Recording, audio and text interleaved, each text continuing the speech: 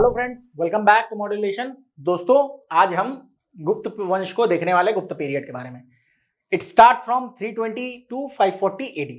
320 AD से start होता है। हम क्राइस्ट से आगे बढ़ चुके हैं 320 सदी से 540 तक। चलिए, गुप्त एम्पायर जो है it was founded by Srigupta. Srigupta में ने इसकी जो है नींव रखी थी और सेकेंड रूलर थे घटोत्कच।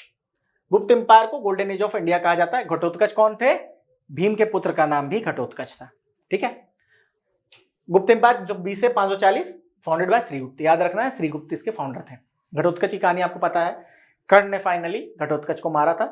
कर्ण ने जब कवच कुंडल निकाल के इंद्र भगवान को दिया था तो इंद्र भगवान ने एक अमोघ अस्त्र, एक आग्नि दी थी कि आप जिसके ऊपर ये चलाओगे वो मरेगा ही मरेगा। और घटोत्कच ने जब युद्ध में, महाभारत के युद्ध में तहस नहस तबाही मचा दी, तब दुर्योधन ने बोला था पहले इसको मार दे, अर्जुन को बाद में देखा जाएगा। और अर्जुन इस तरह बच गए थे और घटोत्कच जो है मर गया था। चलिए, Gupta empire is called the golden age of India. पहले जो है इंपॉर्टेंट रूलर चंद्रगुप्त प्रथम थे। चंद्रगुप्त मौर्य अलग है, ये गुप्त वंश के हैं। चंद्रगुप्त प्रथम पहले इंपॉर्टेंट किंग है गुप्त डायनेस्टी के। ये 320 एडी में इन्होंने रूल स्टार्ट किया और इन्होंने कुमार देवी जो थी वो नेपाल की प्रिंसेस थी। नेपाल में लिच्छवी क्लैन है, उसकी प्रिंसेस थी, उससे शादी की और एक तरह से पावर को अपने और प्रेस्टीज को इंक्रीज किया। पहले क्या होता था कि राजा जो है ना एक से ज्यादा विवाह करते थे। क्यों?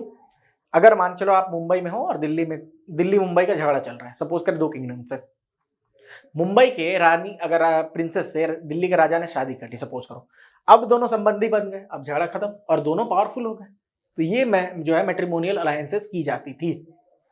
चलिए, he was the first ruler who acquired the title of Maharaja Dhiraj. Chandragupta प्रथम ने एक टाइटल लिया था खुद से, इसको महाराजा धीराज का टाइटल उन्होंने एक्वायर किया था। नेक्स्ट 335 एडी, यहां आते हैं। 335 एडी में समुद्रगुप्त ने चंद्रगुप्त वन को सक्सीड किया था।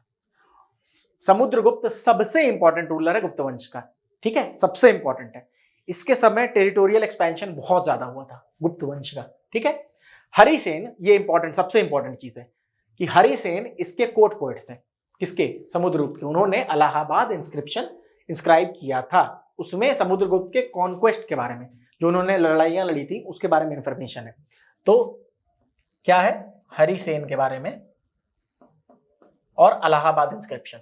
इलाहाबाद इंस्क्रिप्शन की संरचना हरिसेन ने की थी, जिसमें आपको गुप्त वंश के समुद्रगुप्त के कॉन्क्वेस्ट के बारे में पता चलता है। Allahabad pillar inscription. वीए Smith, Vincent Smith ने समुद्रगुप्त को नेपोलियन ऑफ इंडिया कहा था। इंडियन नेपोलियन किसको कहा जाता है? समुद्रगुप्त को। मुझे तो बेवकूफी लगती है, नेपोलियन कितने बाद में हुआ, समुद्रगुप्त कितने पहले? नेपोलियन को समुद्रगुप्त बोलो ना। बहरहाल, समुद्रगुप्त को एक चीज बहुत इंपॉर्टेंट है समुद्रगुप्त के बारे में कि वो एक बहुत ग्रेट जो है ना वॉरियर थे। At the same time he was a man of art and culture. वो बहुत अच्छे पोइट थे। एक मतलब कॉइन है जिसमें वो वीणा बजाते हुए दिखते हैं। ये क्वेश्चन आ जाए कि एक कॉइन पे वीणा बजाते हुए कौन दिख रहा है, तो समुद्रगुप्त, याद रखेंगे। ये जो है समुद्रगुप्त, ये इंपॉर्टेंट इसीलिए सबसे ज्यादा हो जाएगा कि आप एक हैंड पे देखिए कि इतने ज्यादा कॉन्क्वेस्ट करें, साथ में लिटरेचर को भी फोकस कर रहा है, उनको भी पेटर्नाइज किया जा रहा है। ठीक है। तो समुद्रगुप्त ने कंपोज की थी एक जो है कविता, इसका नाम था वहु कविता। इन्होंने कविता लिखी थी वहु कविता और इनको टाइटल मिला था कविराज। कविराज किसे कहते हैं? समुद्रगुप्त को। इनके मिनिस्टर का नाम था वसुबंधु, जो कि एक बुद्धिस्ट स्कॉलर थे। इतना ही आपको याद रखना है, that is more than enough for you. चलिए, नेक्स्ट देखते हैं चंद्रगुप्त द्वितीय। चंद्रगुप्त द्वितीय कौन है? विक्रमादित्य। राजा विक्रमादित्य जो है, विक्रम बेताल कहानी सुनी है ना, विक्रम बेताल पचीसी, जो विक्रमादित्य थे। उज्जैन इनका कैपिटल था और बहुत ही ग्रेट राजा थे। लोगों के बीच बहुत ज्यादा, he was very much powerful तो थे ही, साथ में उनको लोग बहुत प्यार करते थे। ठीक है, उनके राज्य के। देखिए, समुद्रगुप्त को सक्सीड तो रामगुप्त ने किया था, लेकिन रामगुप्त को मार के चंद्रगुप्त द्वितीय या विक्रमादित्य राजा बने और उसकी क्वीन से शादी भी करी। इनको विक्रमादित्य भी कहा जाता है। याद रखना, विक्रमादित्य को मतलब सन ऑफ पावर। इन्होंने सिंह विक्रम का टाइटल लिया था आफ्टर डिफीटिंग रुद्रसिम्हा 3। और ये पहले रूलर थे जिन्होंने सिल्वर कॉइन्स को इशू किया था। पहले रूलर हैं, ठीक है, जो जिन्होंने सिल्वर कॉइन्स को इशू किया था। एक क्वेश्चन आता है कि आपके लेवल का क्वेश्चन नहीं है, लेकिन यूपीएससी में देखा गया था कि जो कॉइन्स की आर्ट थी वो क्यों गुप्ता पीरियड के बाद डिक्लाइन करके डिमिनिश हो गई। इससे ये तो पता चल रहा है ना कि गुप्त पीरियड में आर्किटेक्चर के ऊपर, कॉइन्स के ऊपर, इन सब चीजों के ऊपर बहुत ज्यादा फोकस था। ग्रैंड टेम्पल्स इन्होंने बना रखे हैं, बहुत खूबसूरत टेम्पल्स बना रखे हैं। ठीक है। कुमारगुप्त वन, कुमारगुप्त वन ये बहुत इंपॉर्टेंट इसलिए है क्योंकि देखिए एक तरफ टेम्पल्स बना रहे हैं, कॉइन्स जो है सिल्वर कॉइन्स, डिजाइनर कॉइन्स, ये सब स्टार्ट कर रहे हैं। साथ में नालंदा यूनिवर्सिटी की भी स्थापना की जा रही है। नालंदा एक ग्रेट यूनिवर्सिटी है, मतलब आप बोल सकते हो वो ग्रेटेस्ट यूनिवर्सिटी था, क्योंकि जब उसको जलाया गया कितने दिनों तक बोला जाता है कि बुक्स जलती रह गई थी, और बहुत सारे गूढ़ रहस्य थे, बहुत सारे ऐसी मतलब डिसिप्लिन थी, सब्जेक्ट्स थे जो वहां पे गायब ही हो गई उसके बाद। और विडंबना ये देखिए कि उसको जिसने जलाया उसके नाम पे उसी के बगल में एक स्टेशन है बिहार में, नालंदा जो है, आप कभी बिहार जाएंगे वहां पे नालंदा का रूइंस आपको देखने को मिलेगा। ठीक है। बख्तियारपुर उसके बगल में, बख्तियार खिलजी ने इसको जला दिया था। तो नालंदा यूनिवर्सिटी के फाउंडर कौन थे? कुमारगुप्त वन। और लॉर्ड कार्तिकेय के जो है एक फॉलोअर थे, उनको प्रे करते थे। ये हून के वो इन्वेजन के समय मर गए थे। हून जो है सेंट्रल एशिया कबीलाई लोग थे जो कि आक्रमण करते थे।